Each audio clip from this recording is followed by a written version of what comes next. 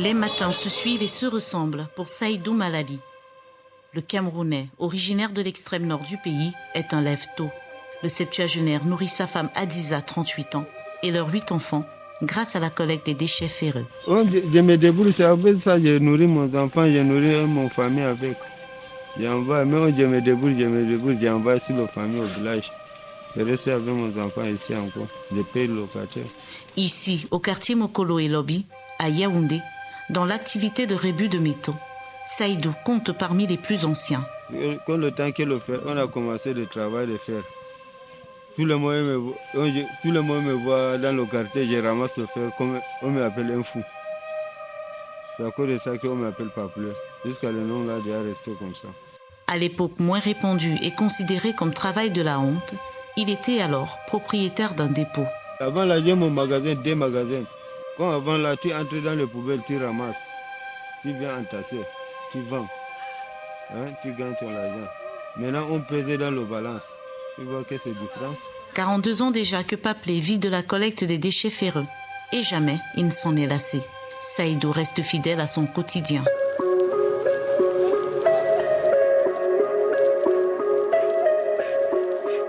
Chaque matin, il se rend dans le dépôt de Youssouf. Le chef de dépôt est investi dans le secteur de la ferraille depuis plus de 20 ans. Avec les autres collecteurs comme Paplé, il a sa manière à lui de collaborer. Il y a les enfants qui viennent chez nous, ils prennent de l'argent pour sortir, aller chercher maintenant la ferraille. Bon, on donne d'autres 10 000, d'autres 15 000, d'autres 20 000. Ça dépend de la capacité de tout chacun. Et la confiance aussi, il y en a. On peut trouver même une dizaine de personnes comme ça. Donc dans la soirée, d'autres viennent avec la batterie, d'autres viennent aussi avec le cuivre, ça dépend de l'aluminium. C'est varié comme ça. Donc maintenant, l'argent qu'on les donne, on calcule, on pèse d'abord, on pèse le poids qu'ils ont venu avec. Dès qu'on pèse, maintenant, si ça donne 2, 3, 4, 5, 10 kilos, on calcule, maintenant, on enlève maintenant le prix qu'on a donné. L'argent qu'on les a donné, on coupe maintenant, les restes, on les donne. L'argent en poche, Paplé peut se mettre au travail. Sillonner les rues de Yaoundé à la recherche de la matière tant prisée.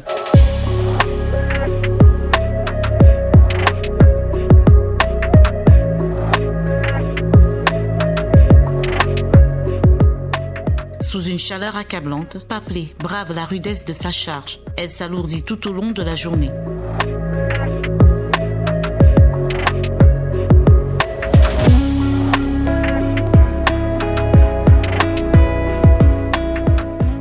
De la négociation avec ses collègues à la fouille des immondices, c'est à main nue, usée au fil des années, que l'ancien mécanicien a toujours fait son travail. « 42 ans dans le métier de ferrailleur, Paplé, père d'une famille nombreuse, n'a pas de revenus fixes, parfois en dessous du SMIC en vigueur au Cameroun. Il travaille dans des conditions précaires, n'a jamais été sujet d'une protection sociale et donc ne saurait bénéficier d'une pension vieillesse et encore moins d'une pension famille. De nombreux ferrailleurs comme Paplé vivent dans ces conditions de travail. Une situation loin des idéaux de la SND 30, Stratégie nationale de développement 2020-2030. Elle engage, entre autres, une politique visant à l'augmentation de l'offre d'emploi décent au Cameroun en prenant en compte le développement du secteur informel. L'initiative gouvernementale concorde avec la recommandation numéro 204 sur la transition de l'économie informelle vers l'économie formelle de l'OIT. L'application de cette norme incombe aux 187 États membres de l'Organisation internationale du travail, parmi lesquels le Cameroun.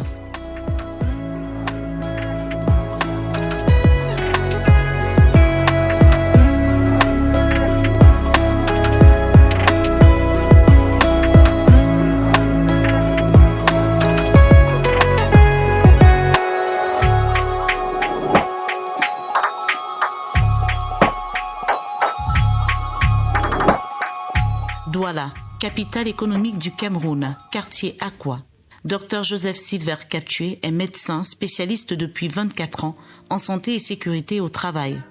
Pour lui, les pathologies liées à la collecte des déchets ferreux sont multiples. Ces travailleurs sont exposés en fait à des chutes comme tout autre, des blessures. Ils sont exposés aux infections. Ils sont exposés aussi aux risques liés à l'activité chimique, donc des maladies qui peuvent atteindre les voies respiratoires, qui peuvent atteindre le système sanguin, et donc voire des cancers.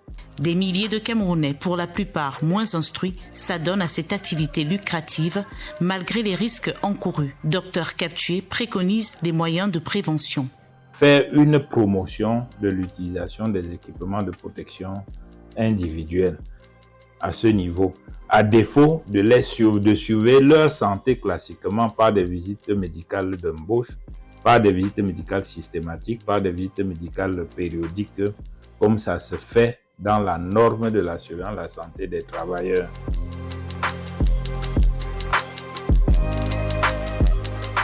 À la Caisse nationale de prévoyance sociale CNPS, l'assurance volontaire est offerte à qui s'y affilie. L'État camerounais, à travers ce service, se penche sur l'amélioration des conditions de vie des populations non couvertes par le régime de sécurité sociale obligatoire. L'État a mis en place le décret de 2014 qui permet de prendre en charge ceux qui ne rentrent pas dans le régime obligatoire, c'est-à-dire ceux qui n'ont pas des employeurs au sens de la loi ou ceux qui ne relèvent pas de la fonction publique ou d'un régime particulier. La CNPS a ouvert 2 centres de prévoyance sociale dédiés au secteur informel. Aïcha Nasser dirige celui de Yaoundé. Elle veille au quotidien à de nouvelles affiliations à l'assurance volontaire. Un site internet est par ailleurs mis à contribution pour faciliter et optimiser la souscription.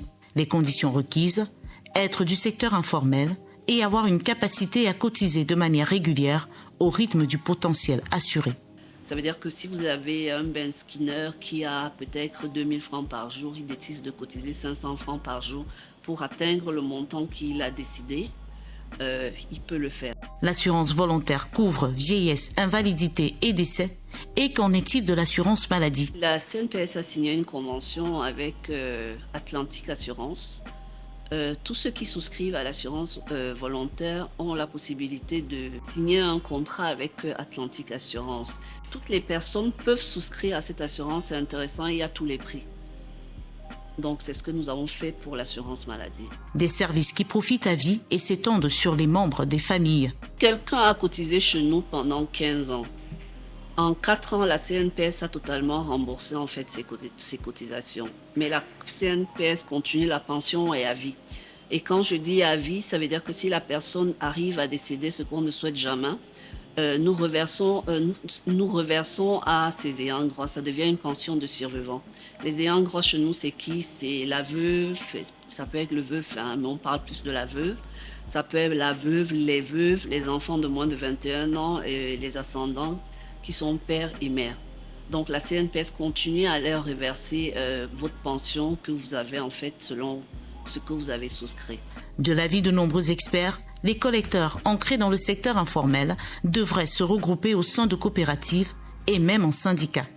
Ils bénéficieraient alors d'une prise en charge collective plus optimale en matière de couverture sociale. Tous ces collecteurs de métaux, là, tous ceux qui font dans le secteur informel n'ont pas de sécurité sociale assurée. Le syndicat a plus d'efficacité, plus de force, peut plus efficacement agir auprès de l'administration que leur association. Si vous mettez votre argent aujourd'hui et que demain, quand vous n'avez plus la force, un ferrailleur, dans tous les cas, il faut une force physique pour pouvoir travailler. À un moment donné, il n'aura certainement pas cette force-là. Donc c'est à ce moment-là que la CNPS prendra le relais pour lui servir un revenu de remplacement, pour lui permettre d'être à l'abri du besoin ou tout au moins de mener une vie décente et éviter la précarité. Maintenant, le choix est laissé à chacun parce que c'est volontaire. Sur 10 travailleurs, 9 sont recrutés par le secteur informel. Ces derniers constituent la cible de l'assurance volontaire. Depuis son institution en 2014, plus de 365 000 personnes y ont adhéré. À en croire ce chiffre, les travailleurs du secteur informel portent peu d'intérêt à cet outil qui leur est pourtant bénéfique. Seulement, le caractère volontaire de cette assurance laisse perplexe. Votre employeur reverse vos cotisations. Si on vous avait demandé vous-même de prendre dans votre salaire et chaque fois aller cotiser, ce n'est pas sûr que vous le feriez. Tout le monde aurait des mois, vous avez dit que vous avez des problèmes, vous avez des difficultés. Je renvoie le mois prochain, le mois d'après et Finalement, vous allez vous retrouver avec des cotisations non à jour. À Yaoundé, Paplé a achevé sa journée. En poche, moins de 2000 de bénéfices. La journée n'a pas été aussi fructueuse qu'il l'envisageait ce matin, après plus d'une dizaine d'heures de travail.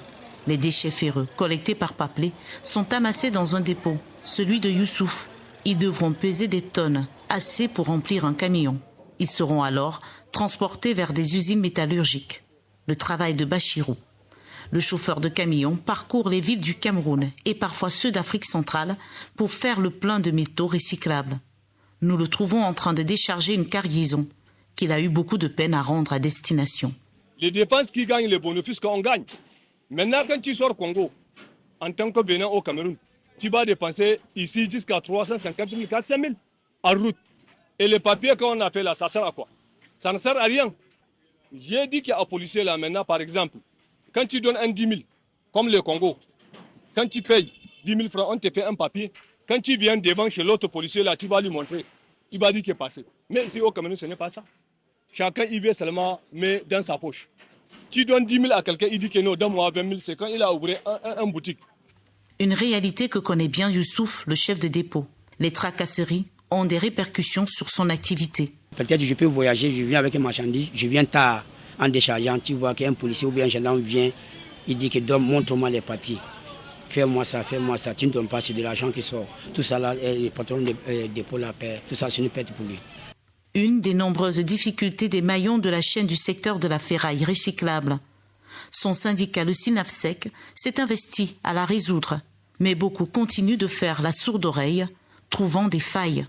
On avait mis des demandes, des plaintes en route à la gendarmerie dans les brigades pour demander quand même au chef de brigade de dire que bon, voilà les camions, les ferrailleurs, nous sommes des syndicats. Bon, chaque camion doit payer tel, on paye une fois, donc les camions ne doivent pas être stockés encore en route. On a tout essayé, ça n'a pas donné.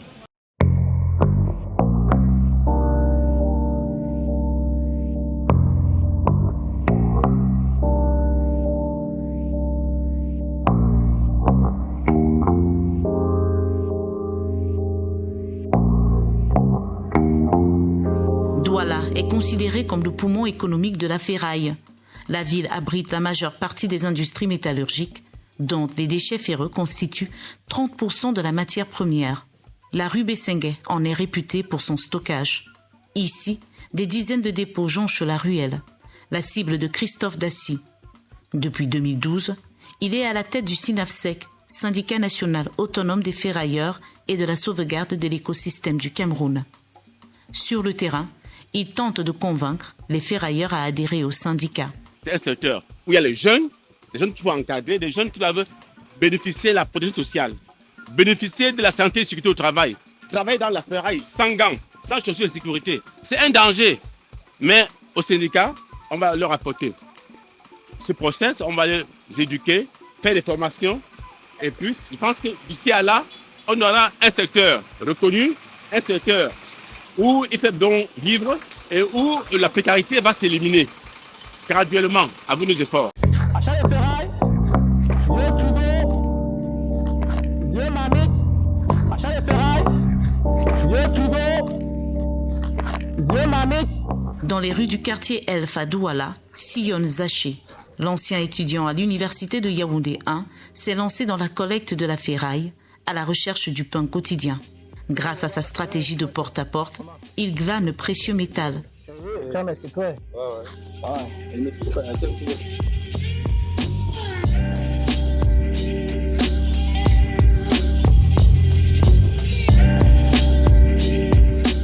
Seulement, tout le monde n'a pas la même appréciation du travail abattu par Zaché et ses collègues. Les populations l'ont souvent pris pour un brigand. C'est pas tout le monde dans l'attaque qui sont réglo. On nous confond aux bandits. Oui. Tu peux te voir, il y a d'autres femmes dans certains quartiers. Bon, vu que nous, on n'a pas une tunique qui nous fait remarquer, on n'a pas inséré quelque part, il n'y a pas un organe social qui nous reconnaît en tant qu'attaquant. Donc maintenant, quand dans certains couloirs, on trouve un attaquant, on le crie sur nous comme des voleurs. Aller de ménage en ménage lui vaut une certaine notoriété dans le coin. Solliciter les services de Zaché, c'est assainir son cadre de vie, mais aussi encourager un jeune débrouillard réfractaire au vandalisme ou toute autre dérive. Un malaise qu'il pourrait éviter s'il évoluait au sein d'une association plus avertie, à même de l'informer sur ses droits et ses devoirs. Le SYNAFSEC, il en a entendu parler seulement. J'ai déjà eu à souscrire au syndicat, au SYNAFSEC. Bon, j'ai souscrit par curiosité, j'ai pas pris la chose au sérieux, vu que bon, actuellement il n'y a pas de changement sur le terrain.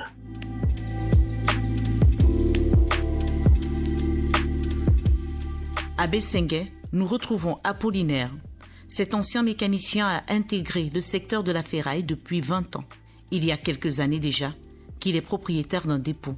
Avant son adhésion au syndicat, les difficultés auxquelles il était confronté ont longtemps été un frein à son commerce, du fait de l'ignorance. Je portais des tonnes de ferraille, ou quand je venais, que j'arrive à la zone, on ne peut pas me payer directement, moi qui est le propriétaire. Parce qu'il faut que je passe par mon démarcheur, qui est comme un facilitateur pour moi. Donc, pour que j'entre en possession de mon argent, c'est ce démarcheur qui doit prendre pour me donner. Avant, c'était très compliqué parce qu'il pouvait te soutirer jusqu'à même 20 000, même 15 000 francs par tonne, sans que tu ne t'en rendes compte. Il y a un changement aujourd'hui que quand je viens avec un camion, grâce au syndicat, je peux entrer, j'observe ma pesée, je me mets de côté, j'attends qu'on finisse de décharger le camion. Après, maintenant, le même camion il vient monter sur le pont et à la fin, j'ai mon tonnage. Mes chers collègues que j'aime bien, je ne suis pas tenté de leur manquer du respect quelque part. N'importe qui court derrière l'argent, c'est lui qui va chercher à acheter et revendre facilement. Donc maintenant, quand tu dis qu'on perd 2 heures ou 3 heures de temps pour une réunion syndicale, et elle voit qu'elle est en train de perdre son temps. Mais maintenant, quand il y a un problème, ou à la brigade ou n'importe où, on dit qu'ici, ce n'est pas un problème d'argent parce qu'ils sont toujours prêts à débourser ce qu'il faut pour payer sa tête, comme on dit souvent. Mais maintenant, quand on dit qu'il faut chercher un meneur d'hommes, c'est quand même avec le gouvernement qu'on peut discuter. Il faut un meneur d'hommes. Le meneur d'hommes, c'est qui maintenant? C'est là où on fait ressources. On sait maintenant qu'on a un président syndical. Il faut aller le rencontrer maintenant, puisque le gouvernement ne peut pas discuter avec les ferrailleurs. Il faut un seul homme avec qui il va discuter et venir transmettre. Aujourd'hui encore, beaucoup de ferrailleurs traînent le pas et peinent à faire leur entrée au sein du syndicat. Par ailleurs, l'instabilité du prix du fer sur le marché préoccupe. Zaché, notre collecteur de Douala, peut abattre la même charge de travail sur plusieurs jours et ne pas avoir le même revenu. Ça varie en fonction des périodes. Et nous souffrons de cela. Tu sors peut-être qu'aujourd'hui, hier tu as vendu à 100 francs, tu sais que la fois c'est 100 francs. Le boss dit que non, on a payé ça HTCA à 75. On les prix varient.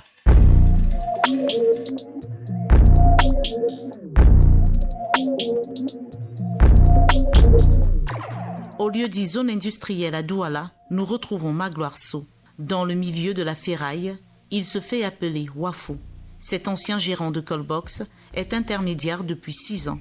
Le quarantenaire a dans son portefeuille 4 entreprises pour lesquelles il sert de passerelle avec les chefs de dépôt de déchets métalliques.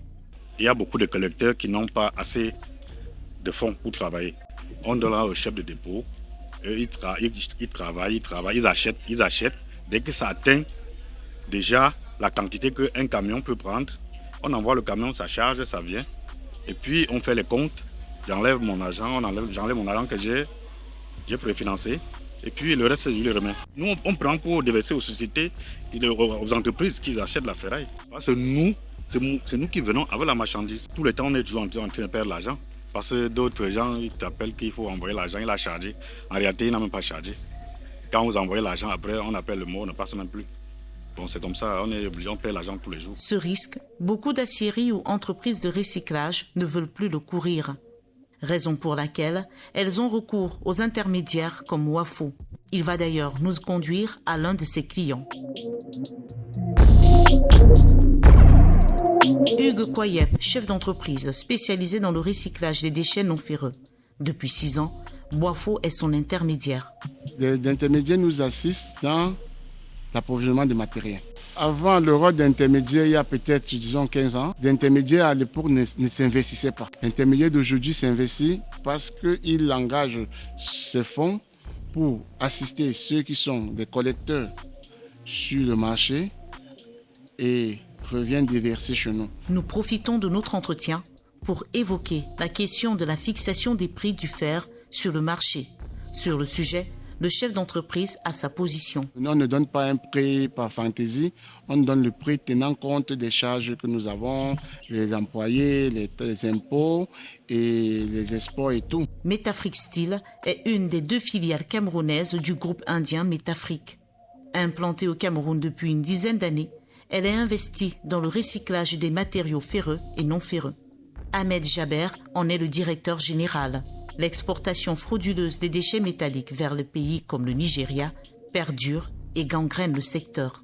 Lié au fait qu'on a des activités informelles qui se sont implémentées sur l'ensemble donc, du territoire, et ces activités-là font sortir frauduleusement de la matière à destination donc, des pays voisins et en particulier le Nigeria. Vous convenez avec moi que la matière première contribue à la production donc, des produits semi-finis et des produits finis. Dans ce domaine d'activité-là, je pense qu'il y a un gros travail à faire avec les syndicalistes, à faire également avec les autorités administratives pour protéger davantage les activités donc, de recyclage des métaux non ferrés sur le territoire. En 2007, le ministère des Mines annonçait plus de 143 000 tonnes de déchets métalliques exportés pour une valeur globale de 12 milliards de francs CFA. Pour assurer la pérennité des industries nationales, un arrêté visant la suspension à l'exportation des ferrailles, déchets d'aluminium et cuivre sera publié. D'autres décisions similaires viendront par la suite compléter cet engagement de l'État camerounais. Malgré ces instruments, la contrebande résiste. Le ministère de l'Environnement, de la Protection de la Nature et du Développement durable, en abrégé MINEBDED, s'est donné pour mission de mieux outiller les acteurs du secteur sur le bien fondé du permis environnemental, pouvant permettre la légalité de leur activité. Amadjoda est un des responsables qui traite des questions liées à la gestion des métaux défectueux dans ce département ministériel. On leur a accordé la possibilité de se mettre en groupe, en coopérative, en GIC, et nous enregistrons plusieurs permis aujourd'hui, plusieurs permis environnementaux de ces GIC-là, de ces regroupements qui leur permet de mener leurs activités dans ces groupes-là et en respectant toute la réglementation. Le ministère de l'Environnement travaille en collaboration avec les autres administrations sectorielles telles que le ministère de l'Industrie, des Mines et du Développement technologique qui est la tutelle de ces industries-là qui sont les points de chute de la transformation des déchets qui sont collectés ça et là.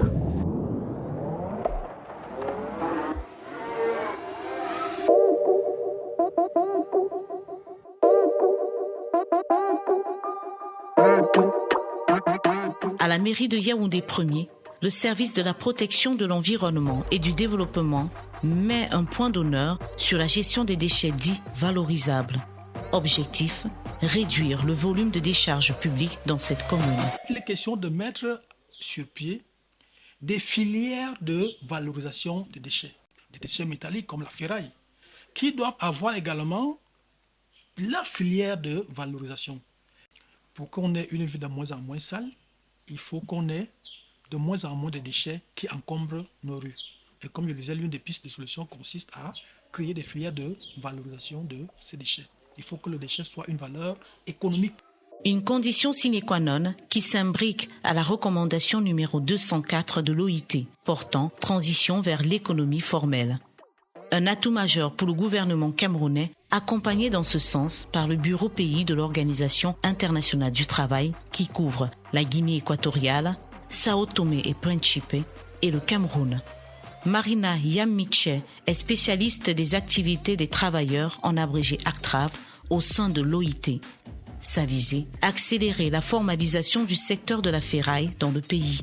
Pour mettre en œuvre la recommandation 204 de l'OIT, le BIT à Yaoundé a mobilisé ces 3 mandats dans un atelier où ils ont élaboré une feuille de route pour adresser les problèmes de l'informalité, pour la transition vers la formalité. Et donc, à travers cette feuille de route, l'un des syndicats qui ont participé à cet atelier a demandé au BIT de les soutenir pour améliorer les conditions des travailleurs, aider les travailleurs à créer des coopératives et aussi renforcer les syndicats qui organisent dans ce secteur. Les syndicats, c'est les SINAFSEC. Donc, le syndicat avec le soutien de l'OIT, a mobilisé et syndiqué ces travailleurs pour leur permettre ou bien pour faciliter la transition vers la formalité. Les yeux sont davantage rivés vers le gouvernement camerounais, la voie la plus autorisée pour sortir le secteur de la ferraille de l'informalité. Les collecteurs des métaux recyclables réclament encore des conditions de travail décents au Cameroun. Le syndicat en place, apte à défendre leurs intérêts, n'est pas encore assez fort pour y arriver. Il a besoin de l'adhésion jusqu'ici timide de la totalité des travailleurs de la ferraille. Les entreprises métallurgiques ont leur rôle à jouer dans l'amélioration des conditions de travail des collecteurs. De l'avis de nombreux experts, ces industries pourraient avoir recours à leurs responsabilités sociétales pour, par exemple, offrir des équipements de protection individuelle à la classe ouvrière informelle du secteur. Pour que tout cela soit possible, une attention particulière doit être portée sur la réglementation et l'amélioration de la qualité d'emploi dans la collecte des métaux récupérables. L'État est interpellé au premier chef dans ses attributs exécutifs, législatifs et juridiques. Travailleurs, industrie et gouvernement, autour d'une même table, décideraient alors d'un mécanisme inclusif, résilient et surtout imminent pour réguler le secteur. L'OIT jouerait bien le rôle de facilitateur pour des échanges fructueux et efficients sur la garantie d'un travail décent dans la collecte des déchets ferreux au Cameroun.